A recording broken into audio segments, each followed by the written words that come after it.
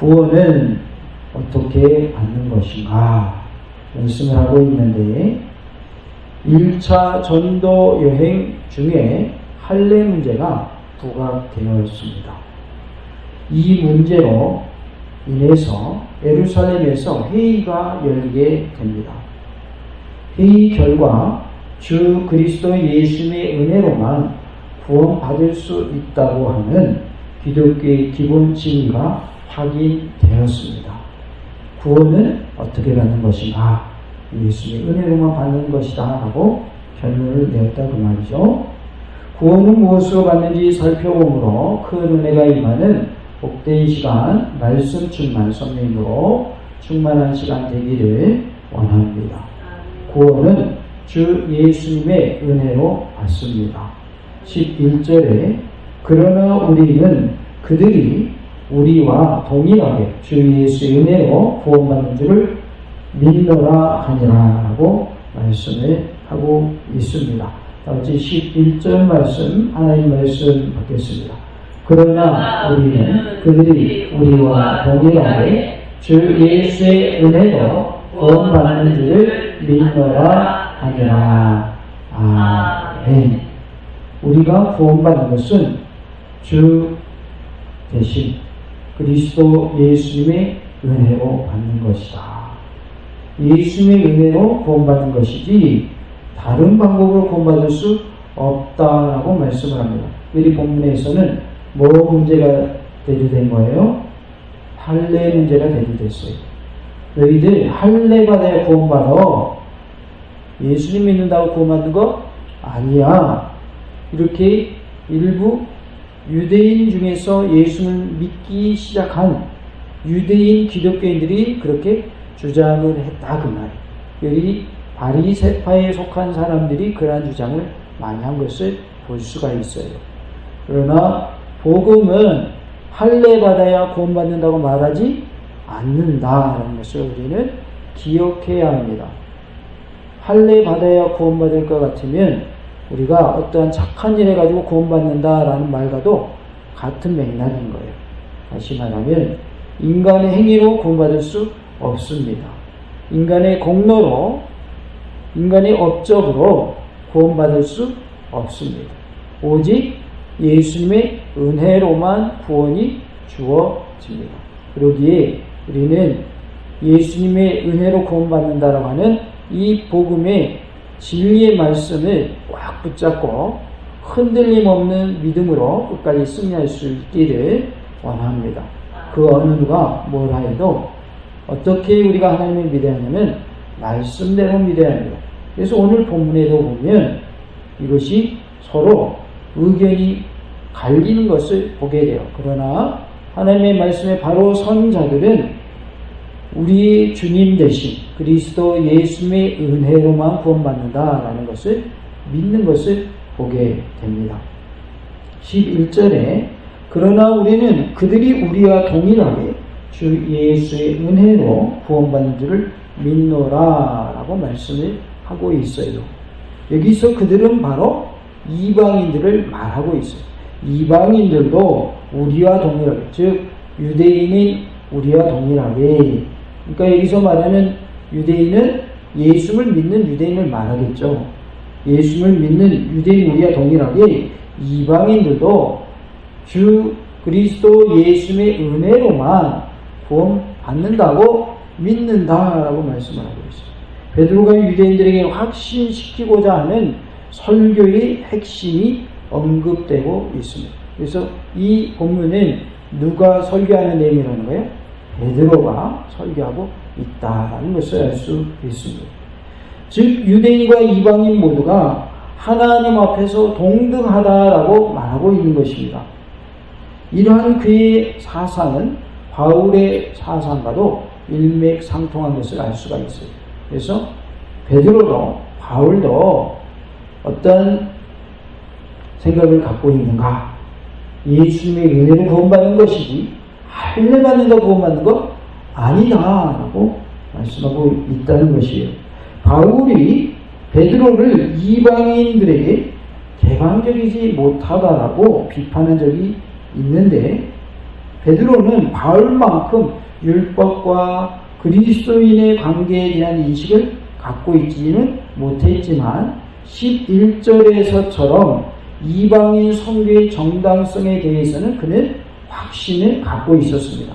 이방인에게도 선교하는 것이 정당하다라는 그런 의식을 갖고 있었던 것이죠. 이것은 아마도 베드로 자신이 고넬료 사건을 직접 체험했기 때문이 아닌가 이렇게 여겨집니다. 1절에 어떤 사람들이 유대로부터 내려와서 형제들을 가르치되 그랬어요. 어떤 사람들이 유대로부터 내려왔다 그랬는데 이 사람들은 예루살렘에서 온 기독교인들로서 유대인들이었을 것으로 보입니다. 왜냐하면 뭘 주장하기 때문에? 할례를 주장하기 때문에 이렇게 우리가 생각할 수 있습니다. 이들은 갈라디아서 2장 12절에서 바울이 말한 바 있는 야고보에게서 온 어떤 이들과 같은 부류로 추정이 되어집니다. 이들은 기독교 안에서 유대교적 전통을 고수하려는 한 분파에 속한 사람들로서 구원을 얻는 데는 무엇이 필수적 조건이다? 할례가 필수적 조건이다 이렇게 여겼던 것이죠. 우리나라에 기독교가 들어왔을 때에 유교 사상이 아주 강했죠. 그렇기 때문에 여전히 예수를 믿으면서도 무슨 사상에 젖어 있기 쉬웠어요? 우리나라에서는 유교 사상에 젖어 있기 쉬웠어요. 그래서 오늘날에도 유교 사상과 또 샤머니즘의 그러한 색채들이 우리의 믿음 안에 묻어나는 경우를 보게 됩니다. 그래서 예수님 믿는 것이 마치 샤머니즘적으로 예수를 믿고자 하는 형태로 나타나기도 하더라. 유대인들이 예수를 믿기 시작했는데 자신들만이 가지고 있던 그러한 전통을 그들은 버릴 수가 없었던 거죠. 그래서 구원받으려면 뭐 받아야 된다? 할례 받아야 된다 이렇게 나온 것이죠. 그러나 예수는 할례 받아야 구원받는다고 말한 적이 있어요? 없어요? 단 한 번도 없습니다. 회개하라 천국이 가까웠다 이렇게 말씀하셨지 할례 받아라 그래야 너희들 구원받아 이렇게 말한 적이 없어요. 그러니까 성경대로 우리가 말씀대로 예수를 믿어야 구원받는다고 하는 것은 너무나도 중요한 내용이다라는 거예요. 어떤 사람이 나타나가지고 갑자기 그 사람이 유명하고 머리도 좋고 성경에 대한 지식도 많은 사람인데 갑자기 성경이 아닌 내용을 가지고 자기 나름대로 해석을 해가지고 이것이 진리요 이렇게 해야 구원받소 이렇게 나와버리면 그 사람 말을 따라야 돼요? 분별하고 그 사람 말을 따르지 말아야 돼요? 따르지 말아야 돼요. 왜? 성경이 아닌 자기만의 해석을 가지고 말씀을 전할 때에는 그것이 틀린 말씀이 되는 거예요. 신천지에서 그런 얘기를 한다고 그래요. 인류의 조상인 아담과 하와는 하나님이 최초에 만든 사람들 중에 택함 받은 사람이다 이렇게 말한다는 거예요. 그거 맞아요? 틀려요? 틀린 거예요. 최초의 사람은 아담과 하와예요. 다시 말해서 아담과 하와가 하나님에 의해서 창조되었을 때 다른 사람은 있었다 없었다? 없었다가 맞는 거예요. 그게 성경이에요. 성경에 다른 말 없거든요. 그런데 성경에 있지도 않은 것을 상상 속에서 만들어내가지고 하나님이 사람들을 많이 만들었는데 그 중에 딱 하나님 택한 사람이 아담과 하와다 이렇게 가르친다는 거예요. 잊어버리세요. 이건 쓸데없는 내용이니까. 그렇게 배웠던 사람이 이제 예수님 믿어가지고 제대로 예수님 품으로 돌아온 거예요. 그래서 목사님이 된 거예요. 그런데 목사님이 돼가지고도 여전히 그 내용으로 가르치더라는 거예요. 여전히 그 잔재가 남아있는 거죠. 아담과 하와가 최초의 인류인데 여러 만들어놓은 사람들 중에서 그 두 사람을 하나님 택하셔서 성경에 그렇게 기록했다. 성경에 있지도 않은 것을 상상 속에서 나온 것을 가지고 성경이 그냥 가르치다라고 말이에요. 유대인들이 이와 같은 거예요. 지금 자신들은 하나님의 선민으로서 택함받은 백성들로서 남자들은 다 8일 만에 생후 8일 만에 뭐 받았어요? 할례를 받았거든요. 그러니까 자신들이 그런 것처럼 이방인들도 다 뭐 받아야 된다? 할례 받아야 된다? 이렇게 나와버린 거죠. 그러니까 하나님의 말씀이 아닌 것을 주장하게 되면 문제가 커진다라는 거예요. 진리의 말씀이 가려진다. 할례가 중요한 거예요? 믿음으로 구원받는 게 중요한 거예요? 믿음으로 구원받는 게 중요하지 할례가 중요한 게 아니란 말이에요. 유대인들은 할례 받았었잖아요. 이방인들 너희들도 할례 받아야 구원받는다 이렇게 적용하는 것은 맞다 안 맞다? 안 맞은 거죠. 안 맞는 거죠.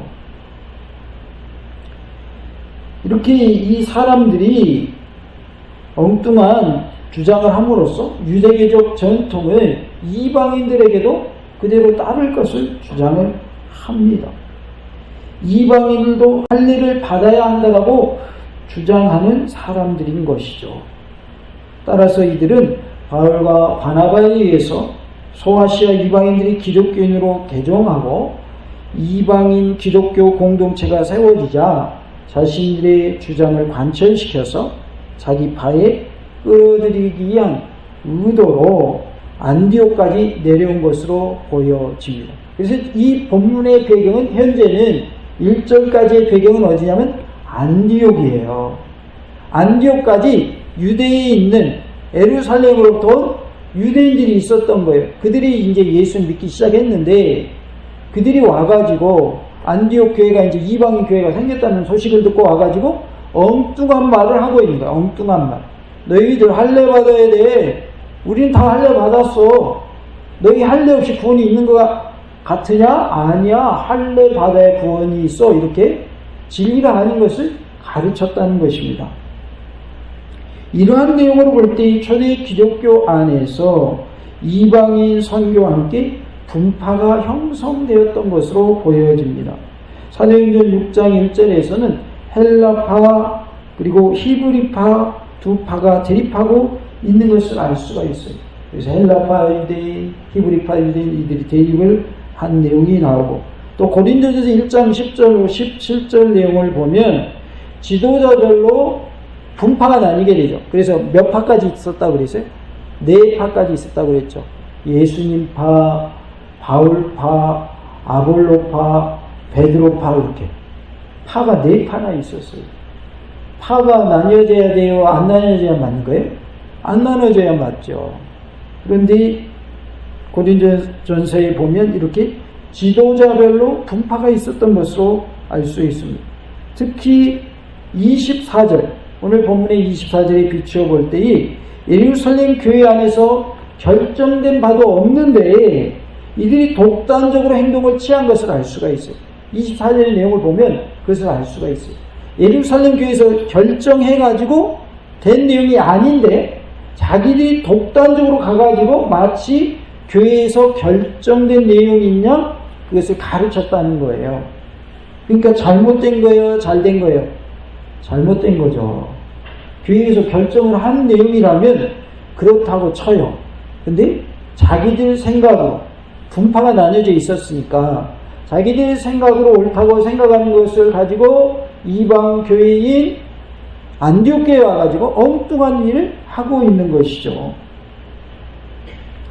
특히 이렇게 그들의 행동을 계파 간에 배타적인 대립이 있었던 것으로 볼 수 있습니다. 이들은 열성적 유대주의자들로서 바리새파에 속했던 사람들도 있었던 것을 알 수가 있어요. 5절을 보면 바리새파에 대한 언급이 나옵니다. 바울 서신에서 나타나는 주요한 논쟁의 대상이 이 부류의 사람들인 것으로 보여집니다. 그래서 율법을 강조하다 보니까 할례도 받아야 된다 이렇게 되었던 것이죠. 1절에 너희가 모세의 법대로 할례를 받지 아니하면 능히 구원을 받지 못하리라 하니 그랬어요. 이 논쟁의 최대 쟁점은 할례였습니다. 그런데 할례는 인간이 정한 걸까요? 하나님이 정하신 걸까요? 할례 하나님이 정하신 거예요. 하나님. 생후 8일 만에 할례를 행하라 라고 누가 정하셨다? 하나님이 정하셨다. 근데 마태복음 15장 2절과 9절에 보면 장로들의 전통이 나와요. 이거는 하나님이 정하신 거예요? 사람이 정한 거예요? 장로들의 전통. 사람이 정한 거죠. 그러니까 장로들의 전통이라고 그러는 거죠. 하나님의 말씀이라고 하지 않고 율법이라고 하지 않고. 그러니까 마태복음 15장에 나오는 장로들의 전통과 대조되는 것이 뭐냐면 하나님이 정하신 것이다. 그래서 할례는 하나님이 정하신 것으로서 오히려 아브라함의 후손을 하나님께서 그분의 백성으로 선택하시고 언약의 표징으로 할례를 명하셨다는 거예요. 그래서 창세기 17장 9절부터 14절에 보면 그 내용이 나오고 출애굽기 12장 43절로 49절에 보면 할례에 대해서 언급을 하고 있어요. 그러니까 할례는 왜 생겼냐? 하나님이 정하신 제도로서 아브라함의 후손들이 하나님의 백성으로 삼으시고 그들에게 언약의 징표로서 뭐를 받게 하셨다? 할례를 받게 하셨다 그 말이에요.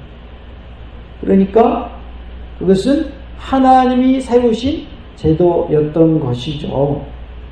언약의 복은 태생적인 이스라엘 백성에게만 국한되지 않았고 할례를 받는다면 그 복은 그것을 원하는 노예와 외국인 이주민들에게도 확대되었어요. 그러니까 실제로 노예들도 할례 받는 경우가 있었고 외국인 이주민들도 할례를 받는 경우가 있었어요. 외국인 이주민들도 할례를 받은 뒤에는 하나님 앞에서 태생적인 이스라엘과 동등한 지위를 부여받았어요. 그는 본토인과 같이 될 것이라고 출애굽기 10장 48절에 말씀을 합니다. 누가요? 할례를 받은 그 사람이 이스라엘 사람이 아님에도 불구하고 외국인이고 노예임에도 불구하고 할례를 받으면 본토인과 같이 된다는 표현이 나와요. 그러므로 할례는 특히 남성에게는 하나님의 언약 공동체의 온전한 일원이 되기 위한 필수적인 조건이었다라는 거예요. 그럼에도 불구하고 구원받음에 있어서는 할례가 필수 조건이 아니다 그 말이야. 필수 조건이 아니다. 우리가 구원을 말할 때 행위 구원이냐 믿음 구원이냐 말하면 무슨 구원이 맞다고 말하죠? 믿음 구원이 맞다고 말하죠. 그러면 야고보에서 말하는 행함이 있는 믿음과 어떻게 되는 것인가? 어떠한 관계인가? 믿음으로 구원받는데 믿음으로 구원받은 사람은 뭐가 따르게 되어 있다는 거예요? 행함이 따르게 되어 있다는 것이지 그 행함으로 인하여 구원받는 건 아니다 그 말이에요. 구원받은 사람이 행함으로 자기의 믿음을 나타내게 되어 있다는 뜻이지 그 믿음을 행동으로 보여주었으니까 그 사람이 구원받는 건 아니다. 이게 혼동이 올 수 있지만 정돈되지 않으면 우리는 바로 알 수가 없어요. 예수님의 보혈의 공로로 내가 구원받는 것이다. 예수님 피 흘려주심으로 우리 모든 죄가 다 사함받음으로 구원받게 되었는데 내가 그 예수님의 피 흘리심과 부활하심을 믿는 믿음으로 구원받는 것이다. 그래서 나의 공로가 아닌 누구의 공로로 구원받는 거예요? 예수님의 공로로 구원받는 거예요. 그런데 내가 어떠한 하나님을 위해 헌신하고 충성하고 봉사하고 하나님 기쁘시는 일을 한다고 해서 구원받는 것은 아니다. 그러나 어떤 관계가 있는 거예요? 구원받은 자는 그러한 행동으로 나타나게 되어 있다. 왜냐하면 말씀이 우리에게 심어지면 그 말씀이 자라게 되어 있고 그 말씀이 나중에 뭘 맺죠? 열매를 맺게 되어 있어요. 그래서 예수님을 만난 사람, 말씀을 통해서 변화된 사람은 삶의 변화가 일어나고 믿음의 열매를 맺게 되어 있는 거예요. 그래서 믿음의 결과로 행함이 뒤따라 그게 올바른 순서지 행함이 있으니까 구원받는 것은 아니더라.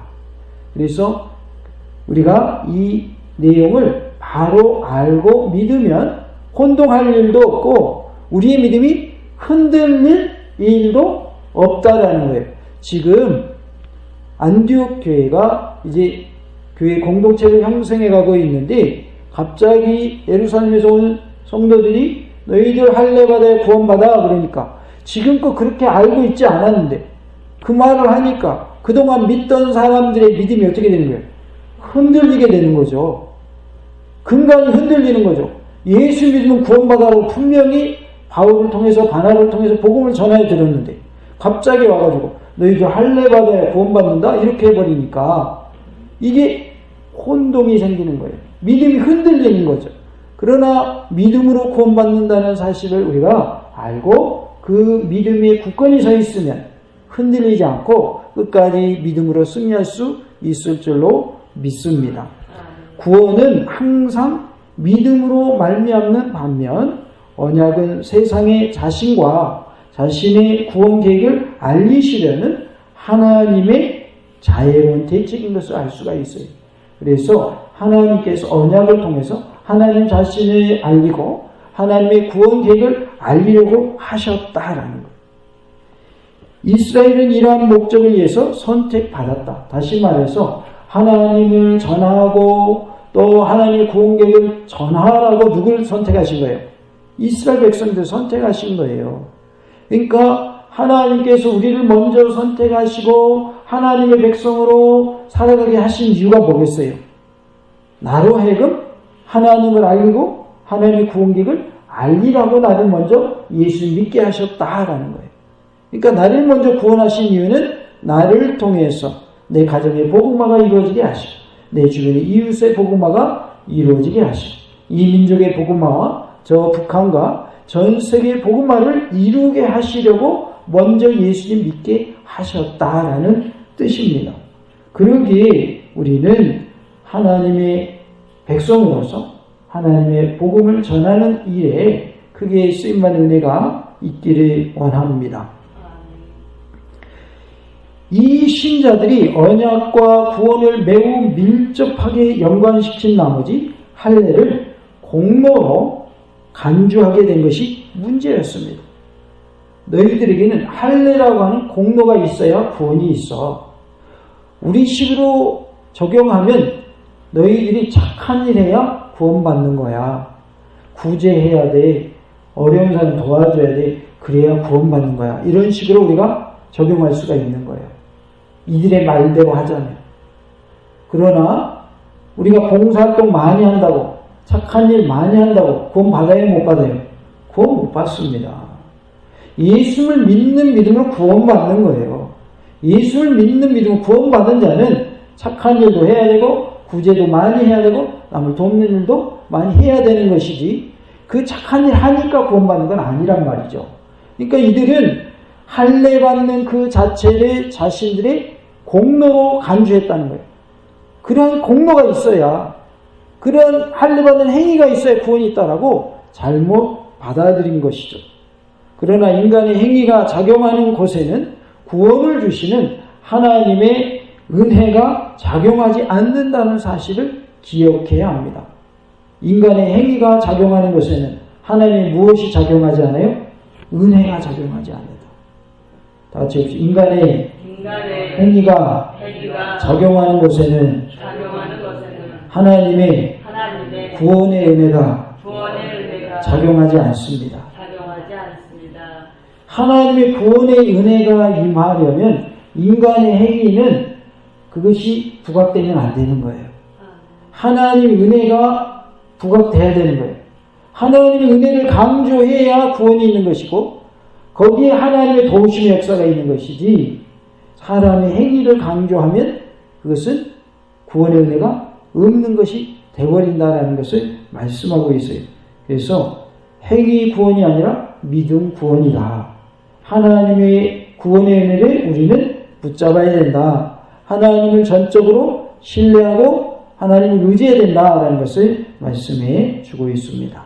따라서 이방인 신자들에게 할례를 구원의 방편으로 짐지으려는 시도는 복음의 진리를 왜곡하는 것이 되고 하나님의 은혜를 헛되게 하는 것이 되며 그리스도 예수님을 쓸모없이 여기는 것이 되는 것입니다. 그리스도 예수님을 쓸모없게 하는 것이 된다라는 거예요. 그리스도 예수님을 우리는 붙잡고 예수님을 통해서만 구원이 있다라고 하는 이 진리의 말씀을 끝까지 믿는 그런 은혜가 있기를 원합니다.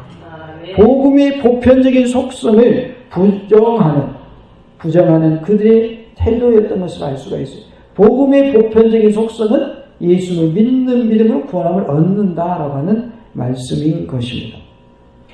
예수님을 통해서만 구원이 있다라고 하는 것이 복음의 진리라는 말이에요. 바울은 그들의 그런 식의 논리에 동의할 수 없었습니다. 그러기에 우리는 이제 끝까지 예수님을 나를 위하여 피 흘려주셨고 그분이 부활하셨고 그분을 믿기만 하면 구원함을 얻는다고 하는 이 복음의 진리의 말씀을 우리가 끝까지 잘 마음에 새기고 예수님을 믿는 믿음으로 구원의 복을 누리는 놀라운 은혜가 있기를 간절히 원합니다. 그렇죠. 구원은 그리스도 예수님의 은혜로만 받을 수 있습니다. 우리가 끝까지 이 진리의 말씀 붙잡고 승리하여 예수님의 은혜로 구원의 은혜를 입는 놀라운 은혜가 있기를 간절히 원합니다. 할렐루야! 아멘, 아멘, 아멘.